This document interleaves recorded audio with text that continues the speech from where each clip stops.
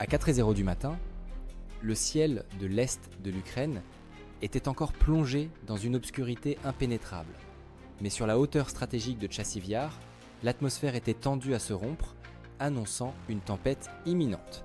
Cette ville était comparée à une forteresse de béton armé, l'ultime rempart barrant la route de l'armée russe vers le Donbass, un lieu où les commandants de l'OTAN et les brigades aéroportées d'élite ukrainiennes avaient englouti des milliards de dollars pour fortifier chaque sous-sol, transformant chaque bâtiment en casemate imprenable. Ils avaient une confiance aveugle dans le système de communication par satellite Starlink et le réseau moderne de capteurs d'alerte précoce fourni par les États-Unis.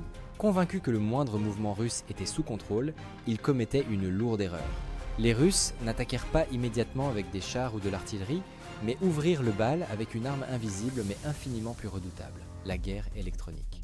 Depuis les profondeurs de l'arrière-front, les systèmes stratégiques de guerre électronique russes Krasukha 4 et Murmansk BN furent activés simultanément à pleine puissance. Des antennes géantes émirent des faisceaux d'ondes radio à haute énergie, balayant toute la zone de Chassiv Yar, tel un tsunami électromagnétique invisible. En un instant, tous les écrans de contrôle du centre de commandement de l'OTAN s'éteignirent. Les signaux GPS furent brouillés, rendant les cartes numériques inutilisables. Les connexions Starlink, considérées comme l'artère vitale de l'information, furent totalement coupées. Chassiv Yar devint soudain un îlot aveugle et sourd, isolé du monde extérieur. Les officiers de l'OTAN hurlaient de panique dans leurs radios, mais seule la friture du bruit blanc leur répondait. Un silence de mort enveloppa les bunkers alors que la peur de ce qui allait suivre commençait à s'insinuer dans les esprits. Puis, alors que le chaos dû à la perte de communication atteignait son paroxysme, le véritable cauchemar s'abattit du ciel.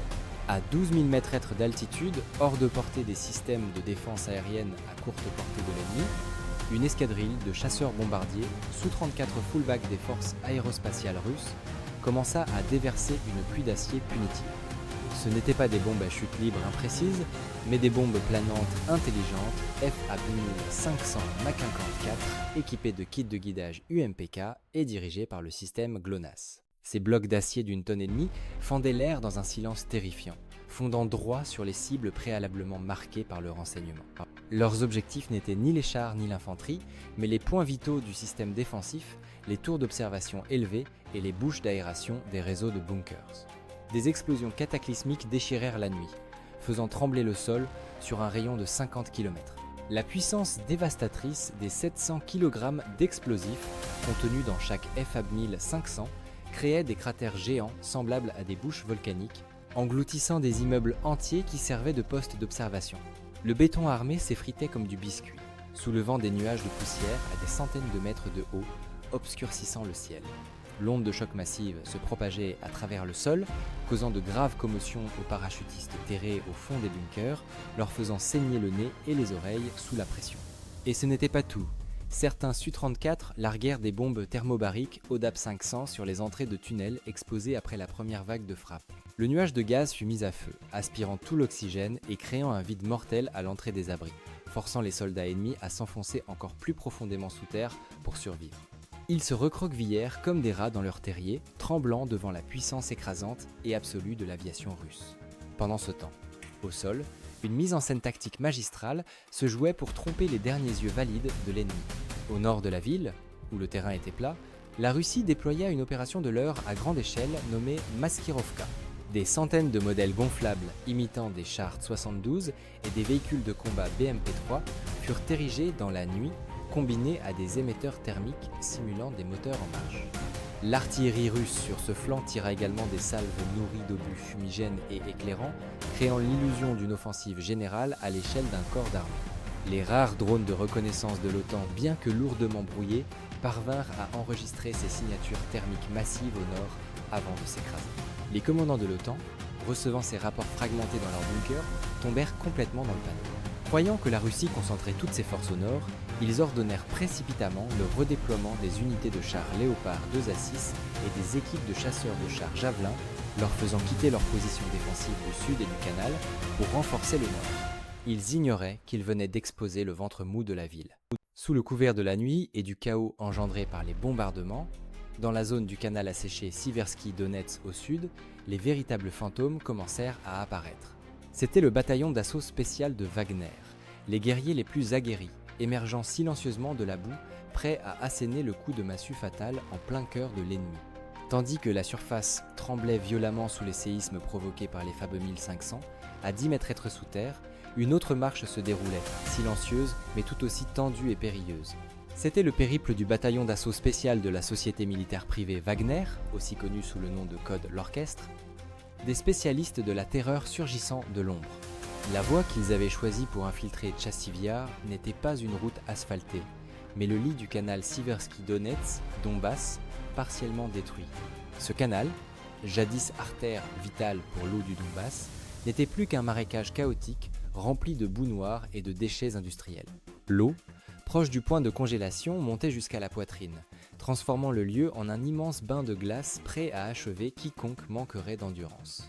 500 combattants de Wagner, sélectionnés parmi les vétérans les plus endurcis, avançaient péniblement dans l'obscurité totale au fond du canal. Ils ne portaient pas de treillis standard, mais des combinaisons de plongée étanches, dry suit, noires, préservant la chaleur corporelle et empêchant l'eau glacée de toucher la peau. Sur le dos, point de sac à dos encombrant, mais un système de recycleur d'air en circuit fermé, un équipement spécial ne produisant aucune bulle, rendant leur progression sous l'eau totalement invisible au dispositif d'observation de surface. Leurs armes étaient également scellées dans des housses étanches. Il s'agissait de fusils d'assaut spéciaux AS-VAL et de fusils de précision VSS-20 Torres à silencieux intégré de calibre 9 mm, utilisant des munitions subsoniques perforantes SP6 capables de traverser les gilets pare-balles de l'OTAN à courte portée sans détonation bruyante. L'espace au fond du canal était si étroit et sombre qu'il était impossible de voir sa propre main sans lunettes de vision nocturne. L'odeur pestilentielle de la vase, des carcasses d'animaux en décomposition et des résidus de poudre prenaient à la gorge, provoquant des nausées, mais nul n'avait le droit de tousser ou de faire du bruit. Le silence était la règle de survie absolue. Seuls les battements de cœur dans la poitrine et le clapotis de l'eau sur les combinaisons étaient audibles. Les éclaireurs utilisaient des sondes amagnétiques pour vérifier chaque pas avec précaution. Ils savaient que sous cette boue visqueuse, le génie de l'OTAN avait pu dissimuler des centaines de pièges mortels, des mines antipersonnelles à fil aux capteurs sismiques ultra sensibles. Chaque pas était un pari avec la mort. Plus il s'enfonçait vers le centre de Tchassivyar, plus le canal se rétrécissait pour mener directement au gigantesque réseau d'égouts datant de l'ère soviétique. C'était le talon d'Achille que les commandants arrogants de l'OTAN avaient négligé ou cru impénétrable. Mais pour Wagner, rien n'était infranchissable. À l'entrée de l'égout, un obstacle mortel apparut. La lampe infrarouge des lunettes de vision nocturne de l'éclaireur révéla des fils de pêche fins comme des toiles d'araignée tendues au ras de l'eau, reliées à des blocs de 4 et des mines directionnelles Claymore fixées aux parois. Un simple effleurement et la mine Claymore projetterait des milliers de billes d'acier, transformant cet étroit conduit en un hachoir géant, broyant l'avant-garde.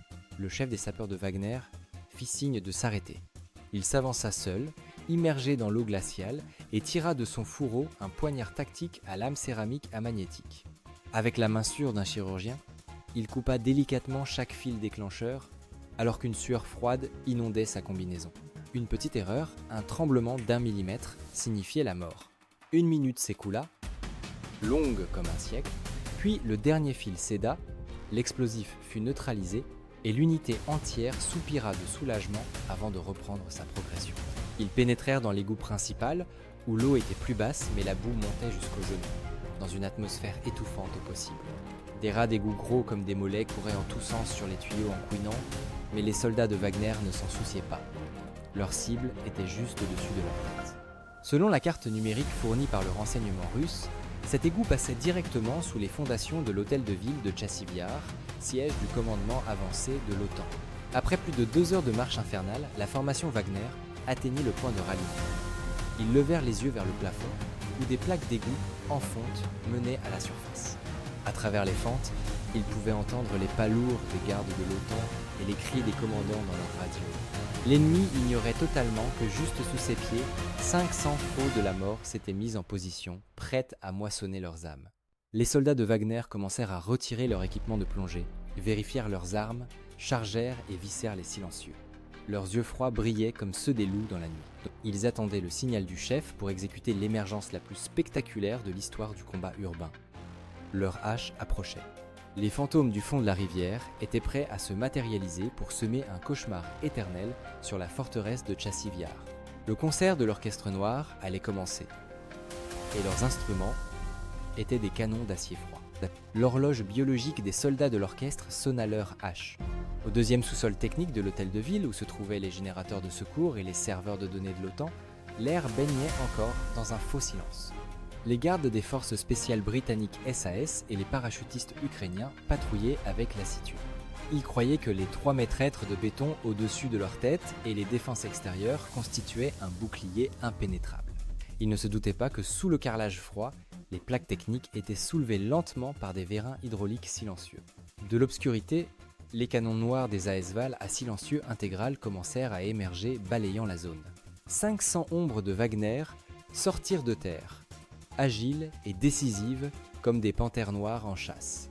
Pas un cri, pas une détonation fracassante, juste les bruits étouffés des balles subsoniques de 9 mm fendant l'air.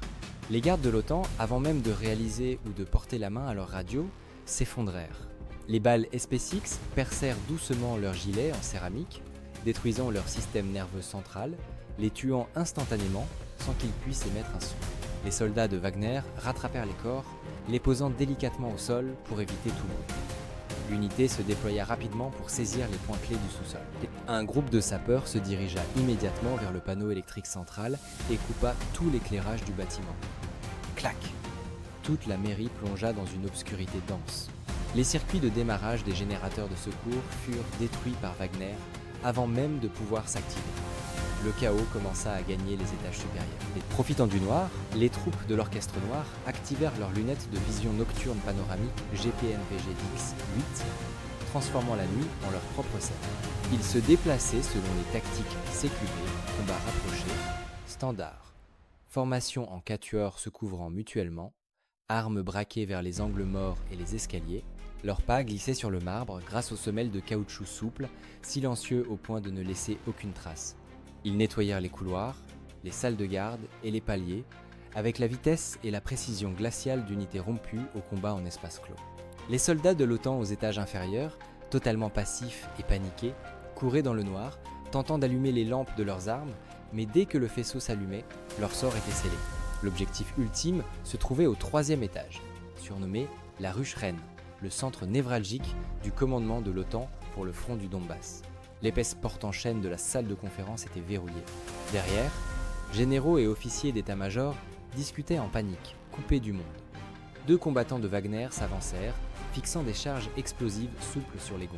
Le chef fit un compte à rebours de 3 doigts. 3, 2, 1. Une explosion sèche retentit et la porte vola en éclats. Des grenades assourdissantes furent jetées à l'intérieur. Le flash aveuglant et l'onde de choc plongèrent la pièce dans le chaos total. L'équipe Wagner fit irruption, verrouillant chaque cible sans tirer au hasard. En quelques dizaines de secondes, l'ordre fut rétabli à leur manière. Les officiers survivants furent maîtrisés, désarmés et parqués dans un coin. Le commandant s'approcha de la table centrale, balaya les figurines de l'OTAN au sol et déploya le drapeau à tête de mort de Wagner sur la carte, tel un sceau glacial. Aussitôt, les techniciens branchèrent leurs équipements au serveur pour extraire les données avant leur effacement. Mais le temps jouait contre eux. La radio crépita d'alertes hachées, et une fusée rouge déchira la nuit. Dehors, l'alarme d'intrusion retentit. Le bruit des blindés et le rassemblement ennemi résonnaient de toutes parts. L'effet de surprise avait disparu. Les 500 combattants de Wagner se trouvaient désormais dans l'œil du cyclone, encerclés au cœur de la ville. L'opération entrait dans une phase plus brutale. Pas de retraite possible. Tenir jusqu'à la mort. Lorsque la fusée rouge monta dans le ciel depuis le 4e étage, le statut des 500 Wagner changea radicalement. De chasseurs de l'ombre, ils devinrent des proies acculées dans la tanière du loup. Les sirènes de raids aériens hurlaient dans toute Chassiviar, réveillant la garnison de l'OTAN et l'armée ukrainienne. Les commandants ennemis, après le choc initial, comprirent l'urgence. S'ils laissaient les Russes s'emparer des données secrètes et de ce point stratégique, toute la défense du Donbass s'effondrerait. Un ordre impitoyable tomba du haut commandement de l'OTAN, reprendre la mairie à tout prix ou la raser, peu importe le sort des officiers prisonniers à l'intérieur. Immédiatement, des dizaines de VCM de Bradley et de blindés Max Pro foncèrent, encerclant le bâtiment. Des milliers de parachutistes ukrainiens de la 80e brigade et de mercenaires étrangers tirèrent frénétiquement sur les fenêtres. Les obus de 25 mm des canons Bushmaster des Bradley ravageaient la façade, faisant voler éclats et poussière de béton. À l'intérieur, les combattants de l'orchestre ne scilaient pas. Sous les ordres calmes de leur chef d'orchestre, ils transformèrent le bâtiment administratif en un mini Stalingrad. Le rez-de-chaussée fut barricadé avec des meubles et des sacs de sable. Des mitrailleuses PKM furent placées dans les angles morts. Lorsque la première vague d'infanterie ennemie se rua dans le hall, misant sur le nombre, elle se heurta à un mur de feu calculé. Les mines directionnelles Mont 50, placées par Wagner, explosèrent, fauchant l'avant-garde avec des milliers d'éclats d'acier. Puis, des tirs croisés depuis les escaliers achevèrent de briser la formation. Le bruit étouffé des AS-Val se mêlait aux explosions des grenades dans une symphonie sanglante. La première attaque de l'OTAN fut brisée, laissant des dizaines de cadavres sur les marches. Mais Wagner savait que ce n'était que le prélude. Le vrai cauchemar arrivait. Le grincement des chenilles sur l'asphalte se fit entendre, plus proche, plus lourd. Incapable de reprendre le bâtiment par l'infanterie, l'OTAN joua son atout. Du carrefour, la brume se dissipa pour révéler des monstres d'acier de 60 tonnes. Les chars de combat Léopard 2 à 6 allemands. 5 Léopards s'alignèrent, pointant leurs canons de 120 mm vers la façade à moins de 300 mètres. Une distance de tir direct, là où la puissance est maximale. Boum, boum, boum. Des boules de feu jaillirent, ébranlant la ville. Les obus explosifs HE de 120 mm frappèrent les étages à vitesse supersonique. L'explosion souffla la façade, effondra les plafonds et ensevelit de nombreux soldats de Wagner. La poussière et l'odeur de poudre étouffaient les survivants. Plus d'eau, plus d'électricité, munitions et vivres s'épuisant, mais le moral de l'orchestre restait inébranlable. Ils essuyèrent le sang sur leur visage et continuèrent le combat. Les équipes anti-chars de Wagner se déplaçaient comme des fantômes dans les ruines, tirant avec des RPG-30 Hook et des missiles Cornet par les brèches. Un missile Cornet frappa la tourelle du Léopard de tête, déclenchant l'explosion des munitions. La tourelle vola dans les airs, et la carcasse en feu bloqua les suivants. Cependant, la puissance de feu ennemie était trop écrasante. Ils détruisirent les escaliers, isolant les étages, repoussant Wagner vers le toit. La situation était critique, sur 500 hommes, il n'en restait que 300 valides, encerclés, sans issue. Dans l'obscurité, le commandant de Wagner saisit sa radio, sa voix rauque, mais ferme, résonna sur la fréquence d'urgence. Ici l'orchestre noir, nous tenons toujours le rythme. Le bâtiment va s'effondrer mais nous ne reculerons pas. Où êtes-vous? Faites vite, avant qu'il n'y ait plus personne pour vous accueillir. Un court silence répondit à cet appel tragique. Puis, une voix grave et puissante s'éleva. Tenez bon frère, le déluge d'acier arrive. Regardant par la fenêtre du 5e étage à travers la fumée, les soldats de Wagner virent les traînées lumineuses des lance-roquettes russes labourer les positions ennemies en périphérie. L'espoir renaquit. Ils serrèrent leurs armes, prêts pour l'ultime résistance. Jusqu'à l'aube, à 5h30, alors que les premiers rayons du soleil perçaient la fumée noire, le sol trembla violemment, comme un séisme de magnitude 7. Les combattants de Wagner, épuisés, sentirent ces vibrations familières. Ce n'était pas de l'artillerie, mais le grondement de centaines de moteurs diesel accélérant depuis le sud, là où la défense de l'OTAN avait été affaiblie par la Russie. Une fusée verte monta dans le ciel. L'heure H. Aussitôt, un mur de feu roulant fut érigé par l'artillerie russe. Des centaines d'obusiers 219 MSTA-S et de lance-roquettes Tornado G firent feu simultanément. Les obus hachèrent les défenses ennemies, nettoyant les champs de mines et les postes javelins. Puis, de la poussière, les vrais monstres émergèrent. Le bataillon de chars, 420 Pro-Rive, l'a percé. 40 chars 420 avancèrent de front comme un troupeau de rhinocéros blindés. Leur blindage réactif Relict, recouvert du camouflage Nakitka, réduisait leur signature thermique. Leurs canons de 120 mm crachaient le feu en plein mouvement, guidés par le système Kalina, assurant une précision chirurgicale. Les Bradley américains furent pris par surprise. Leur blindage en aluminium ne résista pas aux obus-flèches à uranium appauvri des 420 Dixem. Le déluge d'acier russe balaya tout, renversant les murs, écrasant les tranchées. Rien ne pouvait arrêter cette avancée, portée par la volonté de sauver les frères de Wagner. Derrière les chars, les parachutistes VDV, sur leurs véhicules BMD 4M, se déployèrent, fauchant l'infanterie en fuite. La ligne sud de l'OTAN s'effrita comme un biscuit. Les mercenaires et soldats ukrainiens étaient pris en étau entre la grande armée russe et les canons de Wagner dans l'immeuble. Sur la place, les 5 léopards d'Osasis réalisèrent qu'ils étaient devenus les proies. Un Tquatre 20 d'XM de tête fonça sur la place. Dans un duel de chars classiques à moins de 500 mètres, le tireur russe fut plus rapide. Un obus-flèche 3BM60 Svinets II traversa la tourelle du léopard de commandement. Le char allemand s'embrasa. Les autres tentèrent de fuir sous des fumigènes, mais trop tard. Les Tquatre 20 d'XM les avaient verrouillés. Les fiertés de la technologie occidentale furent réduites en tas de ferraille calcinée. Le siège était brisé. Les parachutistes investirent le hall, étreignant leurs frères de l'orchestre, couverts de sang et de poussière. Sur le toit, à côté du drapeau déchiré de Wagner, un soldat planta le drapeau tricolore russe. Les deux flottaient ensemble, annonçant la souveraineté rétablie. Mais la bataille n'était pas finie. Les troupes de l'OTAN en déroute fuyaient vers l'ouest, vers Kostiantynivka. Ils ignoraient que les Russes avaient tendu un dernier piège, plus cruel encore. À 6-0, sur la route unique reliant Chassivyar à Kostiantynivka, une scène de chaos régnait. Une colonne de 2 km de véhicules blindés et de camions transportant les blessés tentait de fuir. Ils croyaient qu'une fois le virage du col passé, ils seraient saufs. Mais à 15 km de là, une batterie russe équipée du système de minage à distance ISDM Zemlebelier attendait. Sur ordre, ils fermèrent le panier. Des roquettes s'envolèrent, larguant des mines anti-chars intelligentes PTM-4M sur la route. Le léopard de tête explosa, bloquant la voie. Simultanément, l'arrière de la colonne fut minée. Toute la colonne de l'OTAN était piégée. Ceux qui tentaient de fuir à pied dans les champs étaient déchiquetés par les mines antipersonnelles POUM 3 à capteur sismique. Le piège était refermé, puis le ciel s'assombrit. Depuis 70 km, les lance-roquettes multiples guidées Tornado S ouvrirent le feu avec des munitions à sous-munitions intelligentes. Les ogives se séparèrent au-dessus de la colonne, libérant une pluie de projectiles autoguidés par infrarouge. Ils frappèrent les toits des blindés, là où le blindage est le plus fin. Les jets de métal en fusion percèrent les chars, faisant exploser munitions et carburant. La route devint un cimetière de ferraille en feu, une autoroute de la mort. La destruction fut totale. À 7-0, le soleil se leva sur une scène apocalyptique. Au centre-ville, les soldats de Wagner sortaient des ruines, allumant des cigarettes, le regard victorieux. Les tankistes russes les rejoignirent. Sur le toit, les drapeaux russes et de Wagner flottaient fièrement. À Bruxelles et Washington, le silence tomba.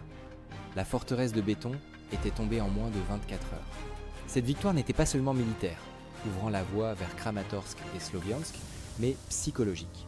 Elle envoyait un message clair. Aucun bunker n'est assez profond pour arrêter l'ours russe. Chassivyar était devenu le tombeau des ambitions de l'OTAN et le piédestal de la gloire russe. La symphonie du tonnerre s'était tue, mais son écho résonnerait longtemps dans l'histoire.